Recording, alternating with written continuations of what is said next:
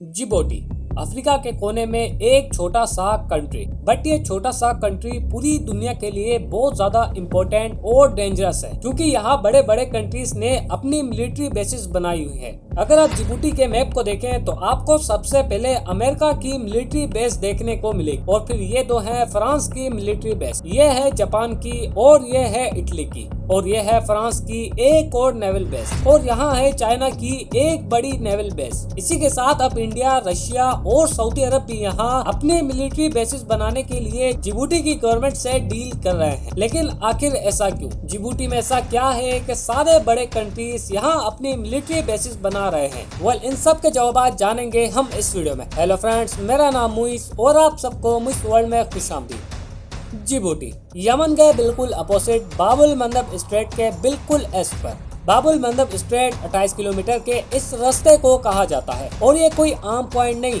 बल्कि ये आधी से ज्यादा दुनिया के लिए बहुत इम्पोर्टेंट पॉइंट है, क्योंकि कई सारे कंट्रीज से आने वाले शिप्स इंडियन ओशन से गुजरते हुए इस पॉइंट को क्रॉस करके ही रेड सी में दाखिल होते हैं और फिर सुएज कैनाल को पार करके यूरोप पहुंच जाते हैं। जैसा कि पूरी दुनिया का 10% ऑयल और 6% नेचुरल गैस इसी पॉइंट से होकर ही यूरोप के मुख्तलिफ कंट्रीज तक पहुँचता है, और ये ऑयल और गैस आता है पर्शियन गल्फ से।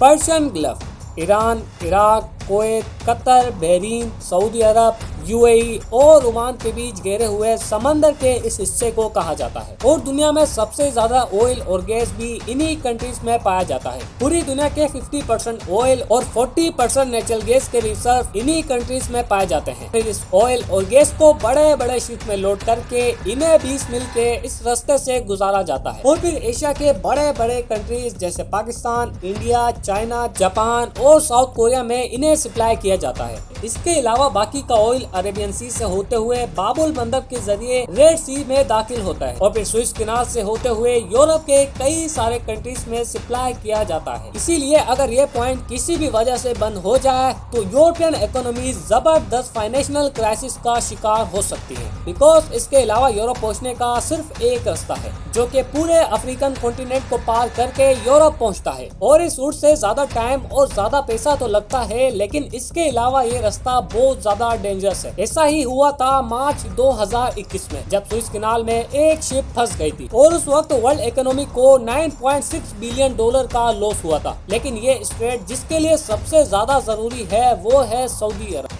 सऊदी अरब में दुनिया में सबसे ज्यादा ऑयल पाया जाता है। सऊदी अरब की 46% जीडीपी ऑयल पर ही डिपेंडेंट है, और यहाँ का 80% इनकम भी ऑयल एक्सपोर्ट करने से आता है। और आप देख लें, लाजवाब infrastructure, VIP roads, luxury lifestyle, ये सब कुछ ऑयल की वजह से है। यह ऑयल पर्शियन गल्फ के बॉर्डर से पाया जाता है, और फिर इन्हें लोड करके स्ट्रेट ऑफ हॉर्मज से गुजार कर बाकी की दुनिया को भेजा जाता है। लेकिन इस पॉइंट को सबसे ज्यादा खतरा ईरान से है, जो कि सऊदी अरब का सबसे बड़ा दुश्मन है।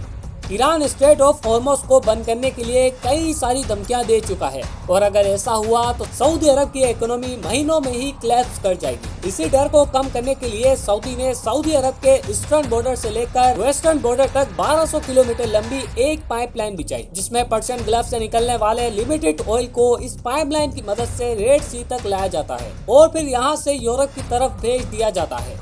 लेकिन फिर 2014 में यमन में शिया और सुन्नी ग्रुप के दरमियान सिविल वॉर शुरू हो गई, और शिया हौसियों ने यमन के कैपिटल सना का कंट्रोल ले लिया, क्योंकि सऊदी अरब इस वार में हौसियों के अगेंस्ट सुन्नी ग्रुप को सपोर्ट कर रहा था। इसीलिए शिया हौसियों ने अपना सारा गुस्सा सऊदी अरब में उतारना शुरू कर दिया। शिया हौसियों ने सऊदी अरब की इस पाइपलाइन को खत्म करने की कई सारी धमकियां दी। अब एक तरफ है ईरान और एक तरफ है यमन, इसीलिए सऊदी अरब भी जिबूटी में अपनी एक मिलिट्री बेस बनाने जा रहा है, ताकि किसी भी ऐसी सिचुएशन में वो जल्द से जल्द मिलिट्री के जरिए रिएक्ट कर सके। लेकिन बाबुल मंदब अब सऊदी अरब के लिए ही नहीं बल्कि यूरोप के लिए भी एक इम्पोर्टेंट लोकेशन बन चुका है, क्योंकि रशिया और यूक्रेन वार की वजह से रशिया ने यूरोप जाने वाली सारी गैस पाइपलाइन को बंद कर दिया है, और अब यूरोप के पास सिर्फ एक कंट्री है, और वो है कतर। ये छोटे से कंट्री में दुनिया के दूसरे सबसे बड़े नेचुरल गैस रिजर्व है, लेकिन अब कतर के पास यूरोप तक इतनी लंबी पाइपलाइन तो नहीं है। इसीलिए कतर LNG टेक्नोलॉजी कई सारा पैसा खर्च करके गैस को ठंडा करके